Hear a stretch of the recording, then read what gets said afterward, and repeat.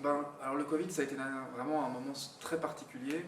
Moi, je présentais le journal le vendredi, quand on a basculé dans le confinement. Donc le vendredi, on pouvait encore sortir dans les bars, et à partir du samedi matin, on était confinés. Et je me souviens que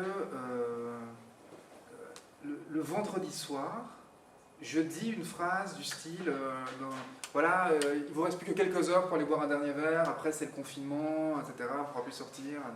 Ça parle de complot après. Et je me fais bâcher directement en disant ouais, Laurent Mathieu dit aux gens d'aller sortir et d'aller boire des verres alors qu'il y a une épidémie, c'est irresponsable et tout. Ok. Donc le lendemain, évidemment, je prends conscience de ça et donc je suis plutôt dans une posture soyez vigilants, etc., respectez les distanciations sociales. Et en fait, en quelques jours, ça a rebasculé dans l'autre sens, c'est-à-dire qu'on nous reprochait ça y est, maintenant la RTB nous dit quoi faire, c'est la dictature, du machin. Et en fait, c'était vraiment ça le Covid. L'opinion publique basculait comme ça très très vite. Et c'était particulier parce que quand même, là, pour la première fois de ma vie, tout à l'heure, je te disais, d'habitude, je ne donne pas mon avis et tout, mais je donnais des conseils aux gens. C'est-à-dire qu'on disait quand même, respectez la distanciation sociale, restez chez vous.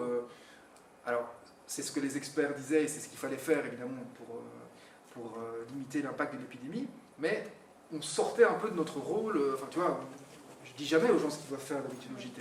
Donc c'était quand même une période un peu particulière où il y avait une frontière là entre journalisme et sans doute quoi. On a mis un peu de temps à se rendre compte aussi qu'on faisait de la communication politique, c'est-à-dire on relayait le message du gouvernement, et on a mis un peu de temps sans doute à être critique, on nous l'a beaucoup reproché aussi, mais c'est parce que c'était tout nouveau. Et il y avait une telle colère, enfin on en prenait, on recevait des messages pour se faire insulter, enfin, c'était terrible, hein. Enfin terrible, ça va, je ne me plains pas, mais je veux dire, émotionnellement, on a, comme la société en fait, on ne savait pas trop où on allait, on a mis un peu de temps à trouver notre place. Et après, sur le plan professionnel, c'était très intéressant de vivre ça.